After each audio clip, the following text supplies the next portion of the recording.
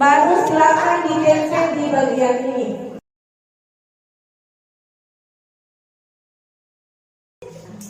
Jadi baiklah, tujuan sesi kita di materi coaching ini adalah calon guru penggerak dapat menjelaskan pemahaman yang diperolehnya dari materi modul coaching. Yang kedua, calon guru penggerak dapat merefleksikan pengalaman praktik coaching yang sudah dilakukannya. Jadi dua hal yang kita akan lakukan adalah mereview dan merefleksi pengalaman coaching yang Bapak Ibu sudah lakukan. Baiklah Bapak Ibu sekalian, dalam materi coaching ada kata mentoring, ada kata counseling. Sekarang saya meminta Bapak Ibu sekalian menjelaskan kembali perbedaan. Silakan Dak.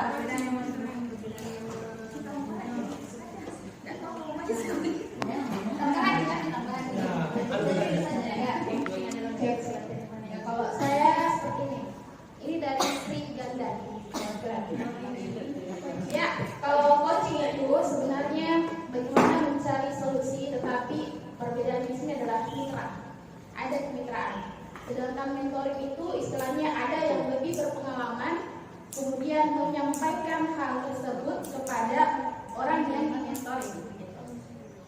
Sedangkan konseling yaitu memecahkan masalah, akan tetapi istilahnya sebagai satu konselor, satu Konseling. Iya, Konseling. seorang psikolog gitu. Ya, cuma itu kalau saya. Ya, oke. Ya, silakan Faisal tambahkan dulu. Perbedaan coaching dengan konseling. Kalau coaching lebih banyak kembali kepada coach yang sejatinya ada kemampuan dari coaching untuk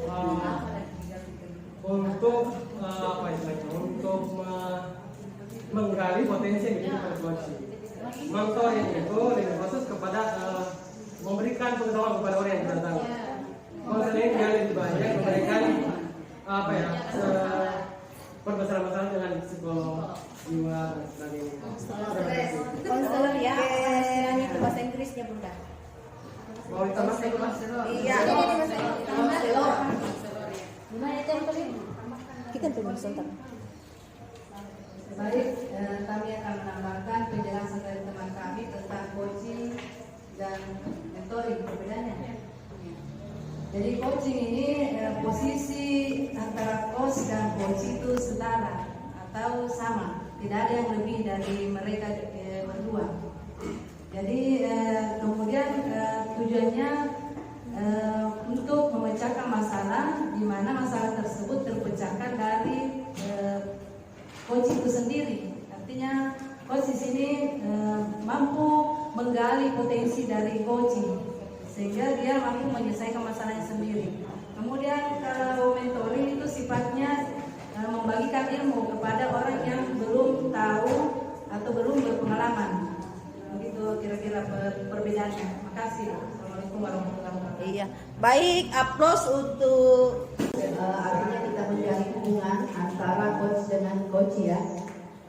Artinya bagaimana di sini ada semacam pengetahuan yang disampaikan, kemudian bagaimana menyelesaikan masalah. Jadi ini mitra ya, bukan sebagai mencari kelemahan atau kekurangan di antara coach dengan coaching. Kemudian yang kedua kreatif. tentang proses kreatif. Jadi dalam proses dalam artian kata dasar dari kata kreatif, intinya bahwa bagaimana kita ini memiliki kreativitas dalam melakukan proses ya, dalam proses khususnya bagaimana kita mendapatkan kreatif dalam merancang khususnya dalam proses pembelajaran itu sendiri. Kemudian memaksimalkan potensi. Nah, memaksimalkan dalam artian maksimal artinya apa? Segala potensi yang kita miliki itu bagaimana kita memanfaatkan potensi yang kita miliki ini dengan memanfaatkan secara maksimal. Dalam artian kadang kita memiliki potensi, akan tetapi kadang kita tidak menggunakan potensi yang kita miliki. Kita tidak mampu memanfaatkan apa potensi-potensi yang kita miliki atau potensi yang ada di sekitaran kita untuk kita bagaimana memanfaatkannya. Sehingga dalam hal ini kita bagaimana ketika memiliki potensi itu bagaimana mengaplikasikannya secara semaksimal mungkin. Saya kira seperti itu. Dalam percakapan coaching kita dipandu oleh alur. Ada alur percakapan yang memandu seorang coach memberikan pertanyaan-pertanyaan kepada coaching. Alur itu adalah apa Bapak Ibu? Cerita. Tujuan.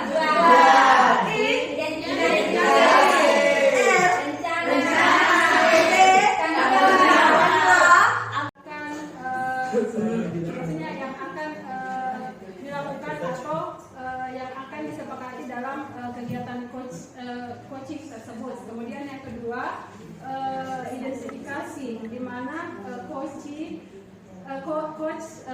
memetakan situasi yang dihadapi oleh coach dalam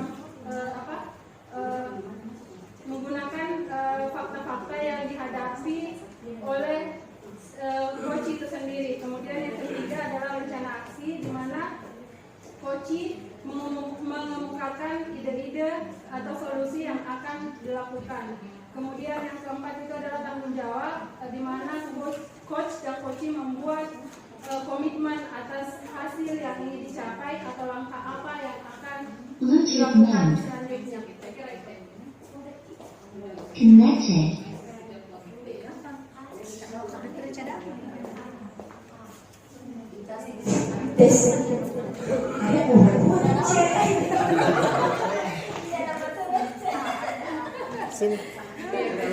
Selalu kita ingin maksimal, jadi otomatis akan ada perasaan yang ingin kita tampilkan bahwa lebih maksimal lagi. Nah, kemudian juga ternyata pada saat awal-awal memang apalagi ada perasaan grogi itu, tapi setelah lama-lama berjalan itu sudah muncul dari diri saya sendiri, ternyata sudah berjalan dengan lancar. Kemudian berusaha lagi memaksimalkan lebih baik lagi dari rencana saya yang sebenarnya.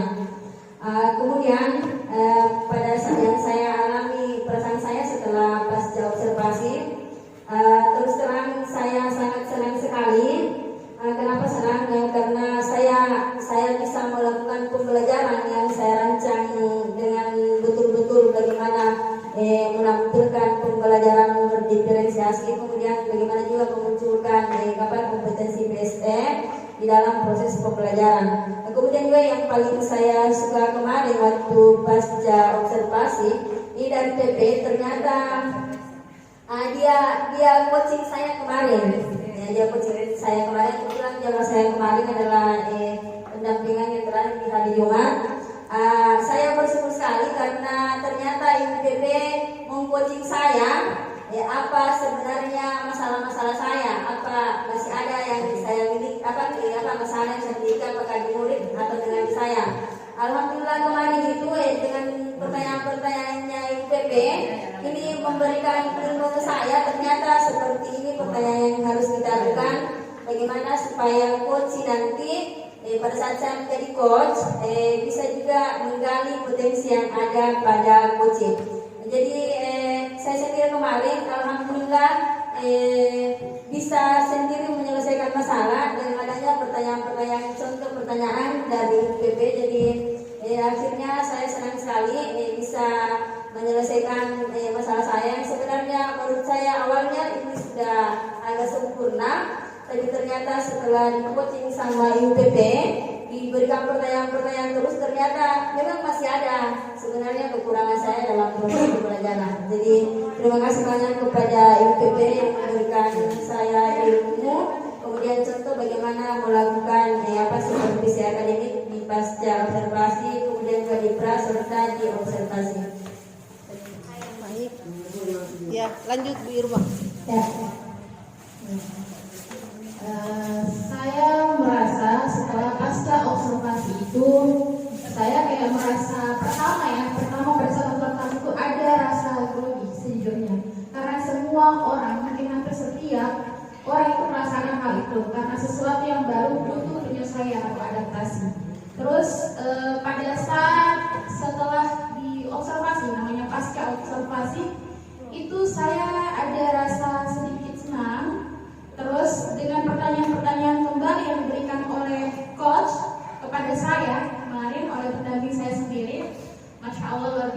beliau itu saya memunculkan kemudian ada pertanyaan-pertanyaan yang menggali sehingga saya bisa memunculkan ide kembali. Yang tadinya saya merasa mungkin ini sudah cukup, tetapi ternyata masih ada lagi yang perlu dikembangkan saat itu. Nah, di situ saya lagi munculkan ide apa saja yang saya harus ungkapkan dan saya bisa aplikasikan untuk memperbaiki kembali. Baik, saya akan membacakan refleksi praktik coaching. Yang pertama adalah hal yang menarik. Satu, yang menarik adalah bagaimana saya sebagai coach berhasil menerapkan coaching menemukan solusi.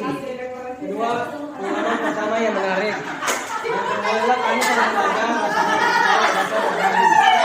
Hal yang menarik bisa menggali ide-ide akan dibuat pembelajaran. Dan yang kelima adalah pengalaman pertama sekali menemukan ide baru. Baik, hal yang kedua adalah hal yang sangat sulit dalam coaching. Pertama, menggali pertanyaan yang tepat kepada coaching. Terus yang sulit menggali ide dari coaching atau membuat pertanyaan. Yang ketiga, menciptakan pertanyaan yang bisa menggali potensi diri coaching. Yang keempat yang sulit adalah mengajukan pertanyaan berbobot. Dan yang terakhir, ketika coaching tidak sepenuhnya terbuka atau sedikit tertutup.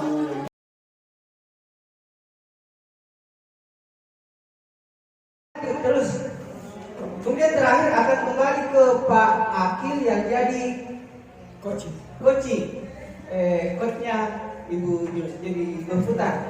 Kemudian teman yang lain yang tidak ada perannya adalah menjadi observer. Ya, seperti itu. Paham, Bapak dan Ibu? Oke. Nah, bahan atau topik yang akan kita angkat dalam proses praktek ini adalah masalah keseharian kita terkait dengan fungsi kita sebagai guru Bapak dan Ibu sekalian. Apa saja? Entahkah sudah dikonsep sebelumnya atau muncul secara tiba-tiba pada saat kita praktek, terserah. Kita berikan kebebasan Bapak dan Ibu. Bagaimana? Sip? Siap?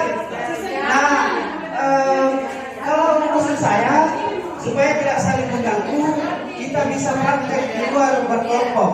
Dan mungkin ada di sudut sana ada tempat-tempat yang nyaman. Silakan satu kelompok yang lain di tempat yang lainnya. Oke? Siap? Bapak dan Ibu? Iya. Di video.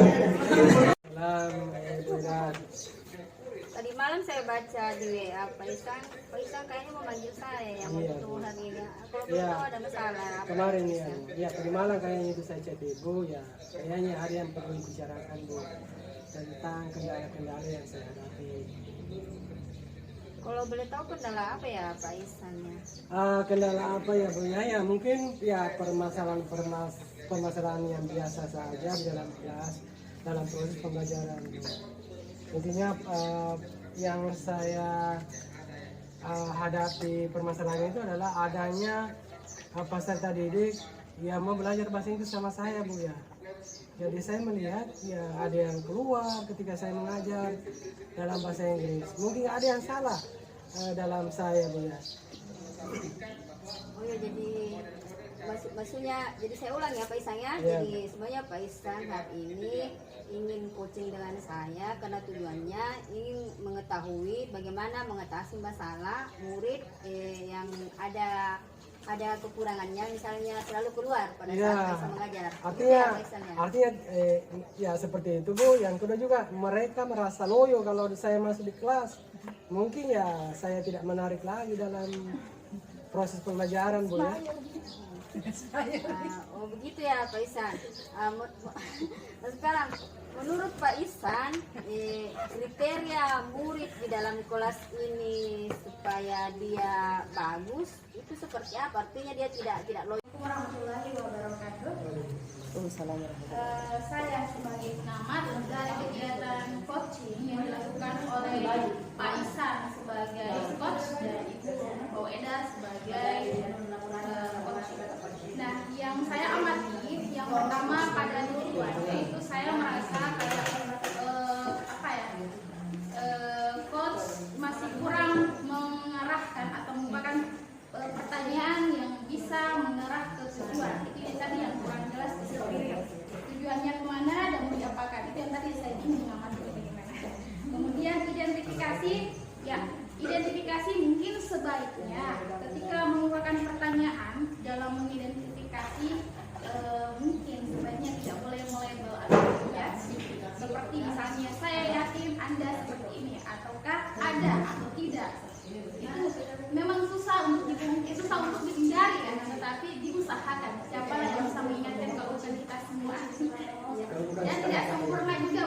saya, mungkin saya juga perlu diingatkan.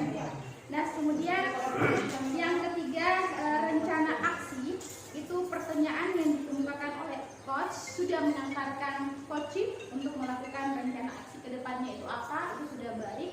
Kemudian tanggung jawabnya juga mengarah membentuk suatu komitmen, itu juga sudah berlangsung dengan baik.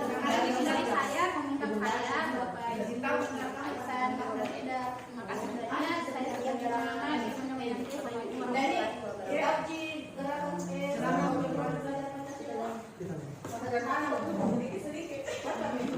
Ya.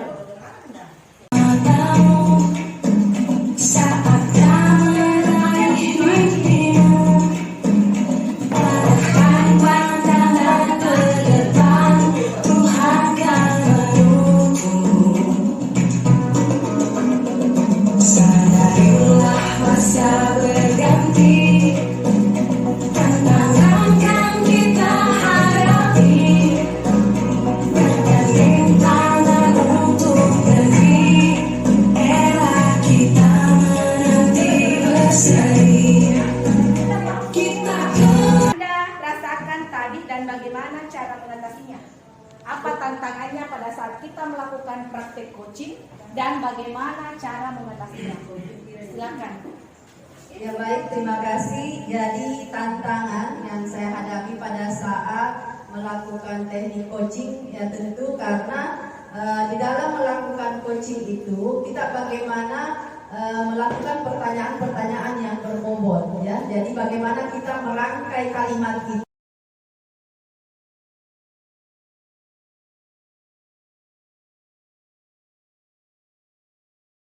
peristiwa, perasaan, pembelajaran dan penerapan ke depan. Jadi ada beberapa tantangan yang Anda rasakan tadi dan bagaimana cara mengatasinya? Apa tantangannya pada saat kita melakukan praktek coaching dan bagaimana cara mengatasinya? Silakan. Ya baik, terima kasih. Jadi tantangan yang saya hadapi pada saat melakukan teknik coaching ya tentu karena di dalam melakukan coaching itu kita bagaimana melakukan pertanyaan-pertanyaan yang berbobot ya. Jadi bagaimana kita merangkai kalimat itu sehingga itu bisa nyambung antara coach dengan coaching, coach dengan coaching ya. Sehingga itu hal yang pertama. Kemudian yang kedua tentu kita berusaha untuk mencari tahu ya apa masalah-masalah dari coaching kita, kemudian menyampaikan apa solusi dari permasalahan yang didapatnya sampai di akhir itu adalah bagaimana dia bertanggung jawab menemukan sendiri solusi, kemudian sampai pada titik bagaimana mempertanggungjawabkan apa yang telah ingin dia akan lakukan.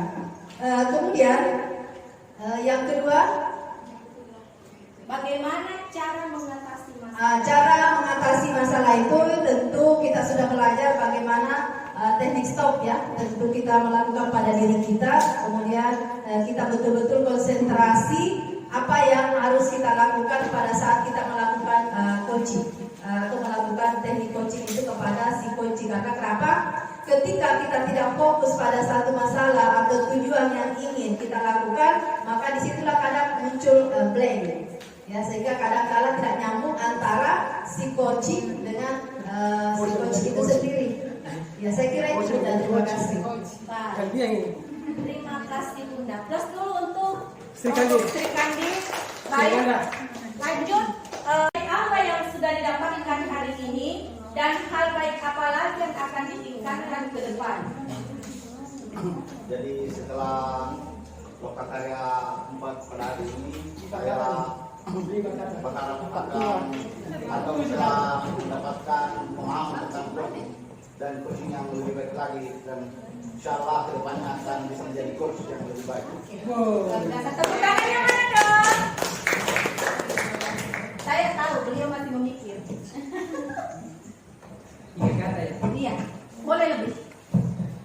3 kata dari saya terkait pelajaran ini. Belajar, berbagi, dan kolaborasi. Oke, tepuk tangan. Sudah terakhir semua itu. cek 3 kata untuk hari ini. Pertama, menarik, luar biasa, dan berbobot. Luar biasa dan berbobot. Mantap. Ya, hal baik yang saya peroleh dalam proses Lokakarya coaching hari ini yaitu berkomunikasi yang baik. Yang kedua, memberikan pertanyaan yang berbobot. Ya, itu saja. Hal yang bisa saya dapatkan dari proses coaching yaitu membantu mencapai tujuan yang diharapkan. Oke, siap. Bagus, silakan. Hal baik yang saya dapat hari ini pembelajaran yang sangat luar biasa. Oke. Hal baik yang saya dapatkan hari ini adalah mempertajam materi pemahaman coaching. Kemudian untuk kedepannya menerapkan praktek coaching. Jadi hal yang baik yang saya dapatkan pada hari ini tentang teknik coaching yaitu bagaimana selalu saling berbagi. Kemudian hal yang ingin saya lakukan ke depannya adalah berbagi kepada teman-teman, selanjutnya berkolaborasi. Untuk hal baik yang saya dapatkan hari ini yaitu bagaimana menjadi coach yang ideal. Kemudian hal yang perlu diperbaiki ke depannya lebih mengupgrade diri untuk belajar menyusun pertanyaan yang berbobot. Hal yang saya dapatkan pada hari ini yaitu memantapkan pengetahuan tentang coaching dan yang akan saya lakukan adalah menjadi coach yang baik. Terima kasih. Tiga kata dari saya untuk pembelajaran hari ini. Yang pertama, aktif, semangat, dan senang. Oke, luar biasa. Kasih besar.